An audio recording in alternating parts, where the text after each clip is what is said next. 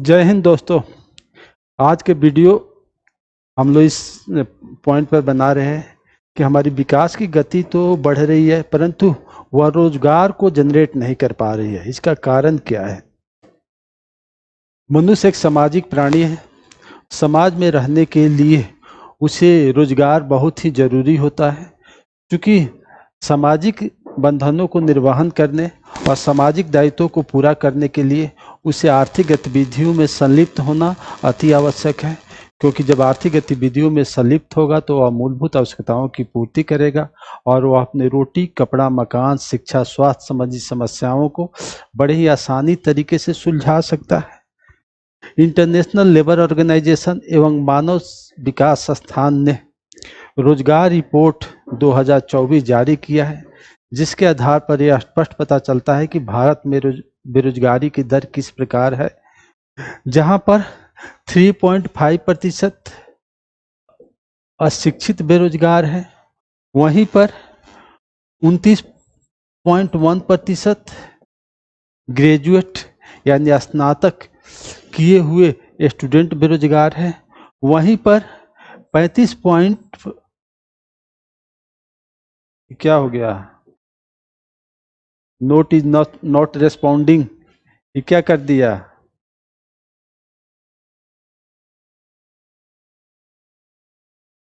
वहीं पर 35.5% 12वीं पास छात्र 2020 तक बेरोजगार थे, तो वही 2022 तक आते आते इनकी संख्या 65.7% हो गई। यह आंकड़ा बताता है कि भारत में बेरोजगारी की दर किस प्रकार से है। प्रति वर्ष 6-7% की विकास दर को स्थापित किया जा रहा है, परंतु बेरोजगारी दर बढ़ते जा रही है। इसका मतलब है कि यह बेरोजगारी रोजगार को उत्पन्न करने में सक्षम नहीं हो रही है। अब हम यह देखने की कोशिश करेंगे कि किन किन क्षेत्रों में हमें रोजगार सृजन की जरूरत है। तो हम लोग मुख्य रूप से 3 क्षेत्रों की बात करेंगे। पर पहला क्षेत्र है कि कृषि। भारत एक कृषि प्रधान देश है और कृषि रोजगार के प्रमुख संसाधन है।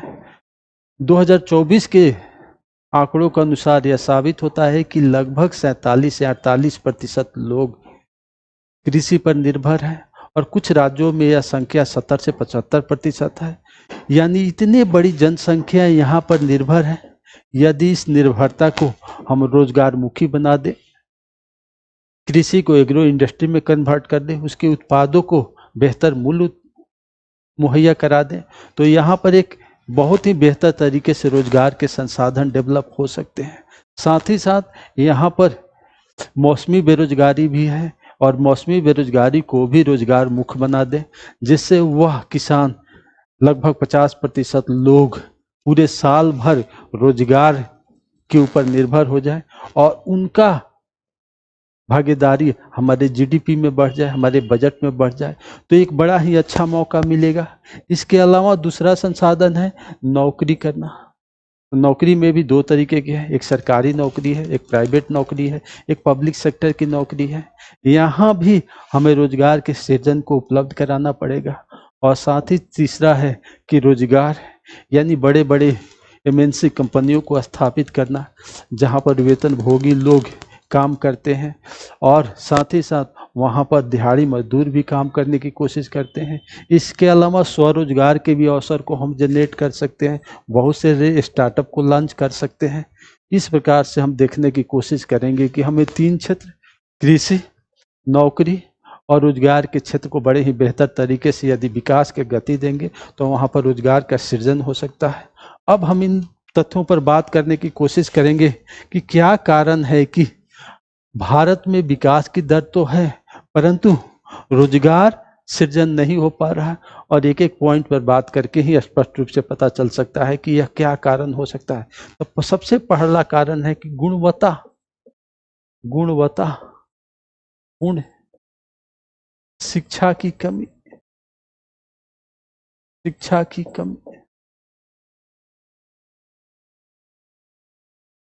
वर्ल्ड इकोनॉमिक फोरम का यह रिपोर्ट है कि भारत में प्रति वर्ष 1.3 करोड़ लोग यानी 1,03,00,000 लोग नौकरी ज्वाइन करते हैं, परंतु उनमें से 4 में से एक एमबीए के स्टूडेंट, 5 में से एक इंजीनियरिंग के स्टूडेंट और 10 में से एक ग्रेजुएट स्टूडेंट ही नौकरी कर पाते हैं। यदि इस रेशियो को हम परसेंटेज में निकालने की कोशिश करें तो मात्र 15% ही लोग नौकरी कर पाते हैं, यानी वह डिग्री लेने के बाद भी इतने सक्षम नहीं हो पाते, इतने योग्य नहीं हो पाते कि वह अपने कार्यों को बड़े बेहतर तरीके से कर पाए। यानी यहाँ पर 85% लोग बेरोजगार हो जाते हैं, बड़े बेहतर तरीके से काम नहीं कर पाते। इसका कारण क्या है? यानी इसका कारण मेन है कि भारत की शिक्षा पद्धति परंपरागत है, ट्रेडिशनल है, थ्योरेटिकल है, असाइनमेंट बेस है, नंबर प्राप्त करने के लिए किया जाता है, किसी प्रकार के प्रैक्टिकली अनुभव वहां नहीं दिया जाता, जिसके कारण वह लोग डिग्री लेने के बाद वह बेहतर तरीके से कार्य नहीं कर पाते हैं। साथ ही साथ यह भी होता है कि यह डिग्री लेने के बाद उन्हें बेहतर तरीके से नौकरी नहीं मिल पाती। तो सबसे पहला कारण है कि हमारे शिक्षा पद्धति की कमी। अब दूसरा कारण क्या है? असंग कौशल विकास।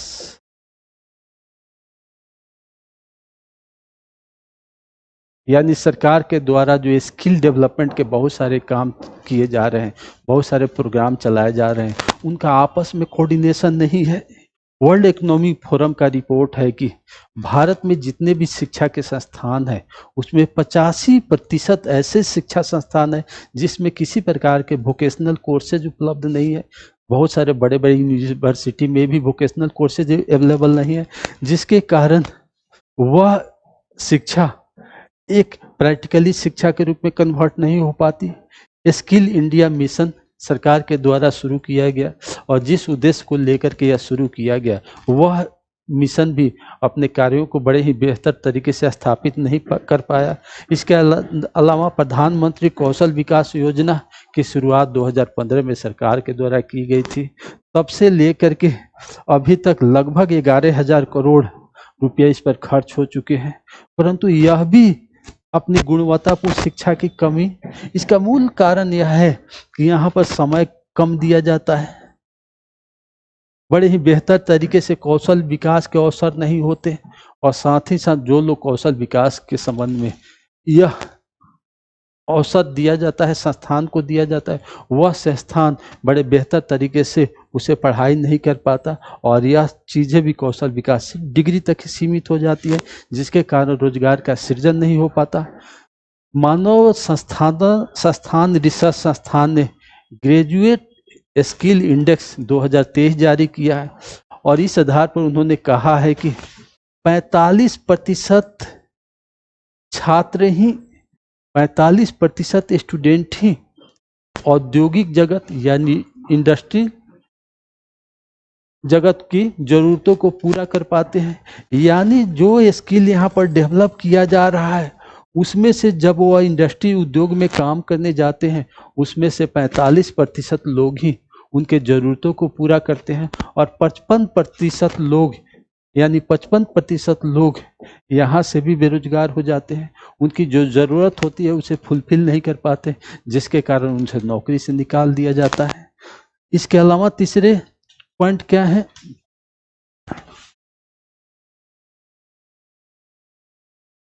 तीसरा पॉइंट विभिन्न प्रकार की वैकेंसी और नए पदों का सृजन नहीं हो पाता। साथ ही साथ इसके साथ बहुत सारी पब्लिक सेक्टर की कंपनी को प्राइवेट सेक्टर के हाथों में दी जा रही है, जिसके कारण पब्लिक सेक्टर जब प्राइवेट सेक्टर के अंतर्गत जाते हैं तो वहां से भी बहुत सारे लोगों को निकाल दिया जाता है। इसके अलावा एक शोध रिपोर्ट के द्वारा यह स्पष्ट पता चलता है कि भारत में प्रति वर्ष 1000 जनसंख्या पर 16 कर्मचारी काम करते हैं, जबकि चीन में इनकी संख्या 57 है, जबकि यूएसए में इनकी संख्या 77 है। इसके अलावा बड़ी बड़ी परियोजनाएं जिसमें कृषि, रेल, सड़क, इंफ्रास्ट्रक्चर इत्यादि भी मशीनों से किया जा रहा है और यहाँ पर मानव श्रम एवं मशीन के बीच बेहतर तरीके से कोऑर्डिनेशन नहीं किया जा रहा है, जिसके कारण यह भी सेक्टर धीरे धीरे वैकेंसी या रोजगार को सृजित नहीं कर पा रहा है। और रोजगार सृजन नहीं करने के कारण यहाँ से भी बेरोजगारी का विकास हो रहा है। यानी हमारे विकास तो हो रहे हैं, सड़क तो बन है, इंफ्रास्ट्रक्चर का डेवलपमेंट तो हो रहा है, रेल का डेवलपमेंट तो हो रहा है, परंतु वह डेवलपमेंट हमें रोजगार से जोड़ करके डेवलपमेंट की वो एक सार्थक दिशा नहीं दे पा रहा है। अब नेक्स्ट पॉइंट चौथा, MSME कंपनी को बेहतर तरीके से लागू करना। यानी उद्योग जगत के अंतर्गत दो ही सेक्टर है, एक बड़े बड़े MNC कंपनियां हैं, दूसरा छोटे छोटे MSME कंपनियां हैं जो अधिक से अधिक लोगों को रोजगार देने में सक्षम है। यानी यह रेशियो 9 और 1 के बराबर है। 90% लोगों को रोजगार जहां MSME कंपनी देती है, वहीं पर MNC कंपनियां 10% लोगों को रोजगार देने में सक्षम होती है। यदि इस कंपनी को संरक्षित रखा जाए, उसे लाभ प्रदान करने के उद्देश्य से ज़्यादा प्रमोट किया जाए और उन्हें जिससे कि वह ज़्यादा रोजगार दे सके। इसके अलावा इस कंपनियों के उत्पादों को बाजार में बेहतर तरीके से स्थापित किया जाए और साथ ही साथ विदेशी उत्पादों के साथ इसे एक स्ट्रॉन्ग कंपटीशन देने में सक्षम बनाया जाए। यानी बाहर के उत्पादों के ऊपर हम चाहें तो ज़्यादा टैक्स लगा करके और भारत के उत्पादों के ऊपर कम टैक्स लगा कर दोनों के बीच एक सार्थक संतुलन स्थापित कर सकते हैं, सार्थक तरीके से कोऑर्डिनेट कर सकते हैं, जिसके कारण ये MSME कंपनियां ज़्यादा से ज़्यादा लोगों को रोजगार प्रदान कर सकती है। जिस तरीके से औपनिवेशिक सत्ता के दौरान ब्रिटेन की औद्योगिक घराने के लोगों ने अपने उत्पादों को सरकार की सहायता से धीरे धीरे भारतीय बाजार में आच्छादित करते चले गए और औपनिवेशिक सत्ता ने भारतीय उत्पादों को सुरक्षित नहीं कर पाए और इस प्रकार से भारतीय उत्पाद भारतीय बाजार से ही धीरे धीरे दूर होते चले गए और ब्रिटेन की औद्योगिक घराने में उत्पादों से भारतीय बाजार आच्छादित हो गया। और इसी कारण से यदि हम MSME कंपनियों के उत्पादों को भारतीय बाजार में आच्छादित करने और उसे विदेशी वस्तुओं के साथ स्ट्रॉन्ग कंपटीशन करने के लिए एक बेहतर रणनीति के तहत काम करने की कोशिश करते हैं, तो यहाँ से एक बहुत बड़ा रोजगार का सृजन हो सकता है। इन्हें हम आर्थिक सहायता मुहैया करा सकते हैं, सब्सिडी दे सकते हैं और अन्य विभिन्न प्रकार के संसाधनों की सहायता से इनके उत्पादों को बाजार में बेहतर तरीके से स्थापित कर सकते हैं।